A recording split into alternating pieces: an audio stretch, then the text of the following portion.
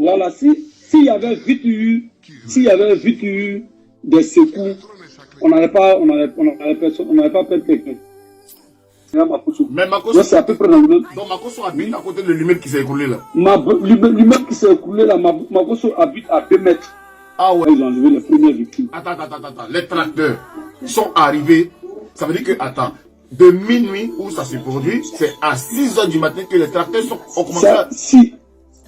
Voilà. Et bon, c'est qu'à disons un caterpillar, bon, nous on n'avait pas besoin de ça. Voilà. Est-ce qu'il y avait des pelleteurs sur place? Non, jamais.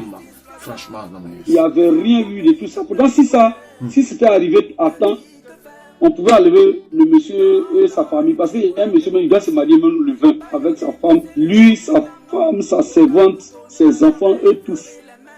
Et oui les amis, bonjour, bon après-midi, bonsoir, dépendamment de votre position. Vous allez écouter le frère Jesse qui a interviewé un monsieur qui connaît, voilà, un jeune monsieur qui connaît, qui était sur les lieux là-bas. Lui-même, il a des studios, voilà, des résidences qu'il loue dans l'immeuble qui s'est écroulé là. Donc, il était sur place là-bas, il a tout vu. Et il est en train d'expliquer, les amis. Vous allez l'écouter. Il nous dit que les sapeurs-pompiers ne sont pas arrivés à temps. Ils ne sont pas arrivés à temps.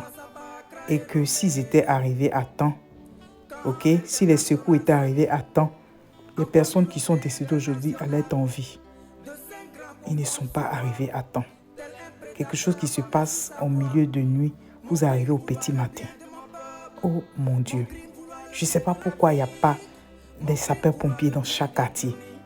Au lieu de prendre l'argent pour faire n'importe quoi, aller distribuer et corrompre les gens, pourquoi est-ce que le gouvernement ne cherche pas à remédier à tous ces problèmes-là?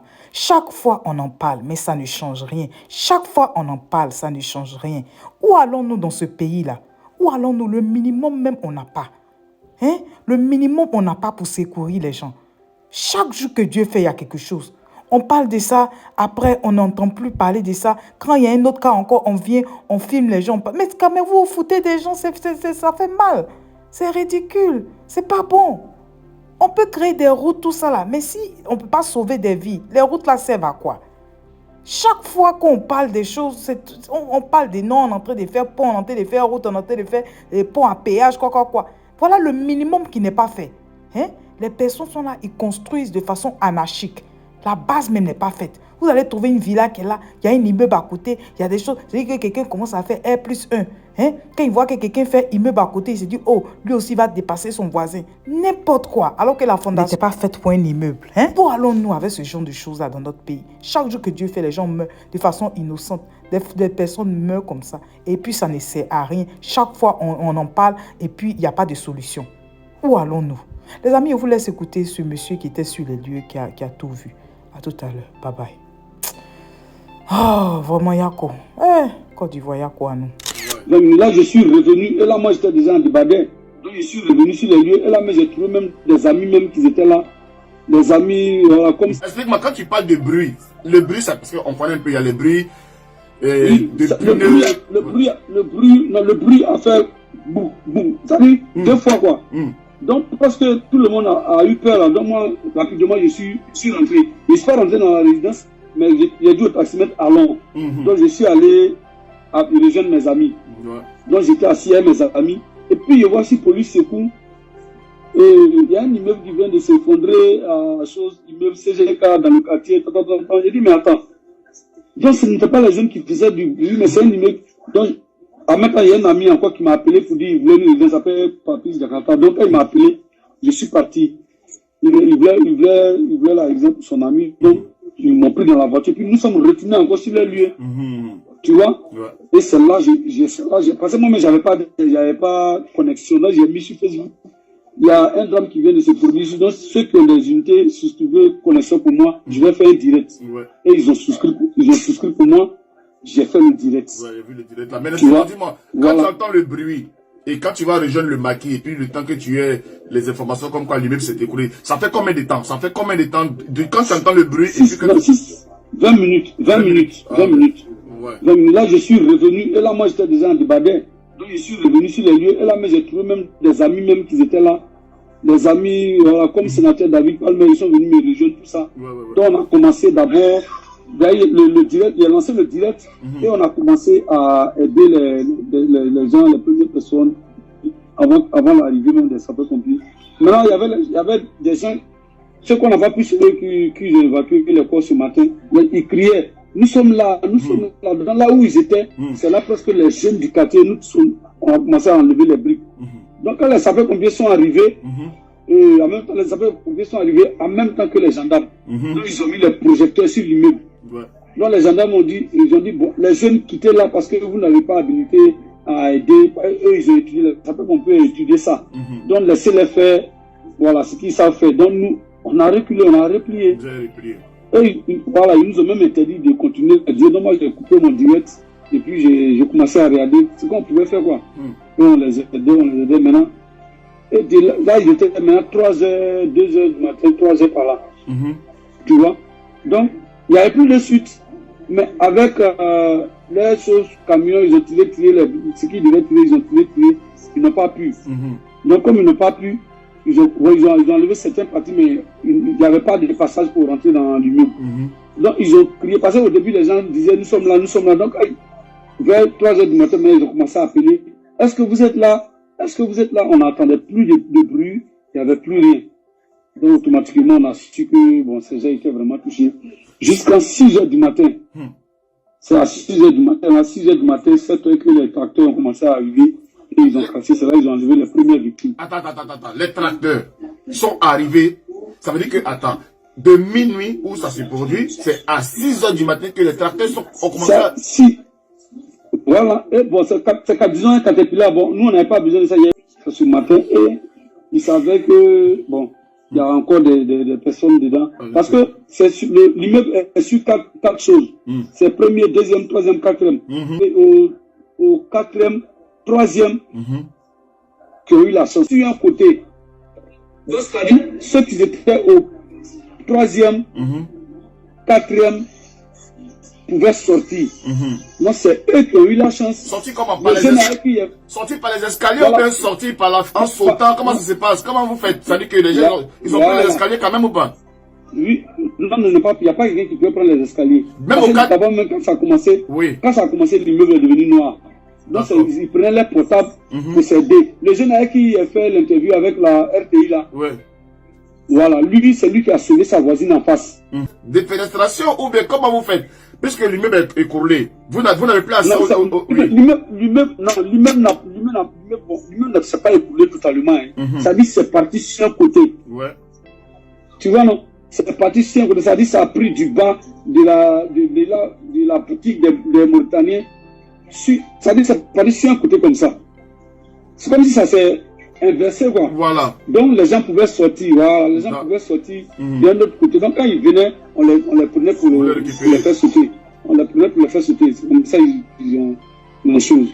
Ils ont réussi à s'échapper avant que les sapeurs-pompiers ne viennent pour rentrer au deuxième, pour prendre ceux qui étaient restés maintenant. Mais là, dans le reportage de la RTI, on a vu que tu avais des blessures au doigt, toi, de ton côté, ça va? C'est pas grande chose, c'est juste des égratignures. En tout cas, c'est pas grande chose. Voilà l'immeuble qui passe. Voilà ça qui est en train de passer à la RTI. Là, ils sont en train de monter le reportage à la RTI, là. Oui, ils sont en train de monter le reportage à la RTI. Voilà ça. Ouais. Et là, jusqu'à preuve du contraire, est-ce qu'il y a une pelleteuse sur les lieux? Oui, c'est arrivé maintenant. Il y a une pelleteuse sur les lieux et donc, ce qu'on veut comprendre, c'est que les sapeurs-pompiers, les secours de notre pays, ils ne sont pas dotés de matériel comme ça, de pelleteuses, de tout ça pour pouvoir... Rien, zéro.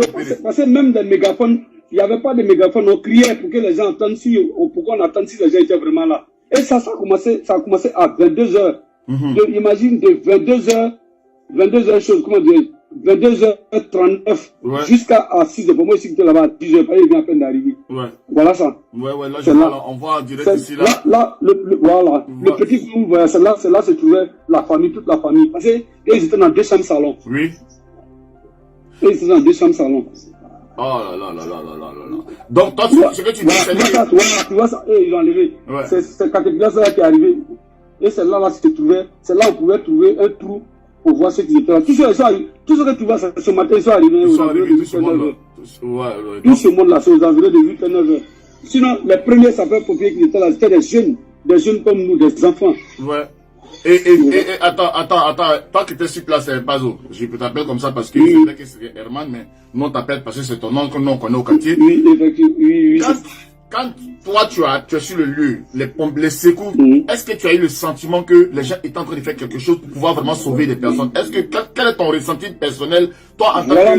Voilà ma main à l'air. C'est la première fois nous on voit attraper la pandémie. C'est la première fois nous on voit c'est capitaine de quoi des sapeurs-pompiers, même le capitaine, c'est général même de la gendarmerie. On n'a pas eu peur de leur dire c'est des bêtises parce que tout ce que vous avez fait, vous avez mis seulement que des poteaux. Voilà, tu vois ça là, ça vient d'arriver. Ça vient d'arriver ce matin. On n'a pas eu peur de leur dire ça. On n'a pas eu peur de leur dire. Vous n'avez rien foutu, voilà les gens qui sont morts au cadeau. De 23h jusqu'à c'est à 8h que vous envoyez Caterpillar. Tu penses que si les secours... C'est ça là qui est arrivé, ils ont enlevé. Voilà. Si les secours étaient vite arrivés, on pouvait sauver. C'est-à-dire aux environs de minuit, ou bien aux environs de minuit, s'ils étaient vite arrivés, je pense que ceux qui sont morts tout dernièrement là, ils n'allaient pas mourir. Parce que quand ils sont arrivés là, quand ce Caterpillar est arrivé, la première personne qu'ils ont fait sortir là, c'était un bébé. Grâce au Caterpillar, ils avaient réussi à sauver le bébé. Donc si le Caterpillar est arrivé plus tôt, ils allaient sauver le bébé et tout le monde. C'est quand le Caterpillar est arrivé qu'ils ont enlevé le couple. Ouais. Moi j'étais là, j'étais juste arrêté là. Il y a un TV5, tout ça. J'étais juste arrêté là. Franchement, c'est dur quand on entend des choses comme ça. Franchement, c'est dur. C'est bien beau. Parce que faudrait pas qu'on politise. Tu as vu comment l'immeuble s'est pas cassé, c'est pas tombé un coup, non. C'est allé sur le côté. Ouais. C'est une partie de l'immeuble qui s'est écoulé. Mais après, quand l'immeuble va dire sur le côté, est-ce que quelques heures après l'immeuble s'est écroulé totalement ou bien c'est toujours penché? L'immeuble, c'est pas jusqu'à présent, l'immeuble n'a pas encore écoulé totalement. C'est parti sur le côté. Voilà, s'il y avait vite eu des secours, on n'avait pas perdu quelqu'un.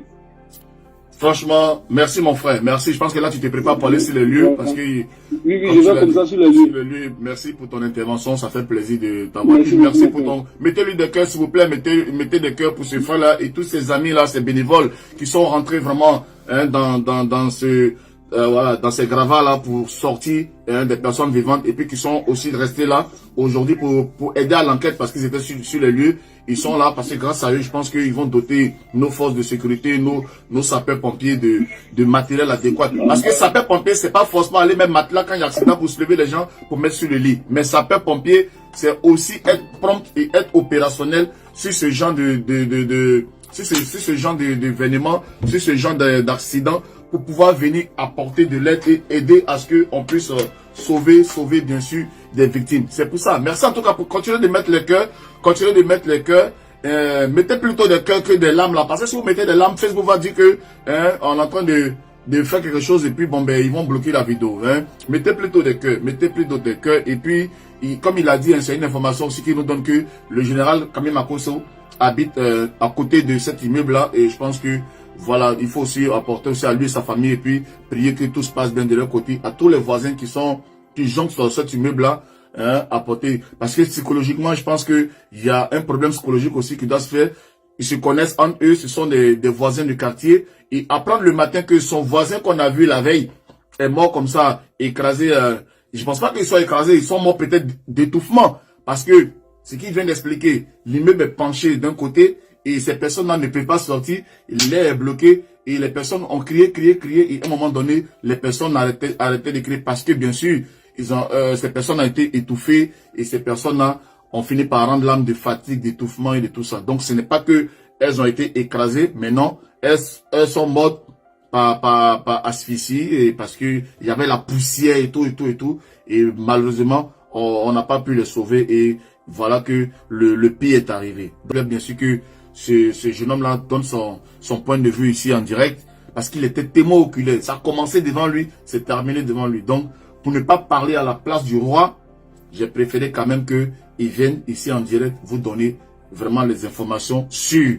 Parce que lui, il était là et c'est ce gars-là qu'on voit sur toutes les chaînes. Que ce soit les chaînes internationales, tout ça, c'est lui qui parle. Parce que c'est lui qui était là, c'est lui qui est rentré dans cet immeuble-là pour apporter son aide, pour aider les gens. Et j'ai tenu vraiment à ce que il intervienne dans ce direct pour que on puisse comprendre réellement ce qui s'est réellement passé.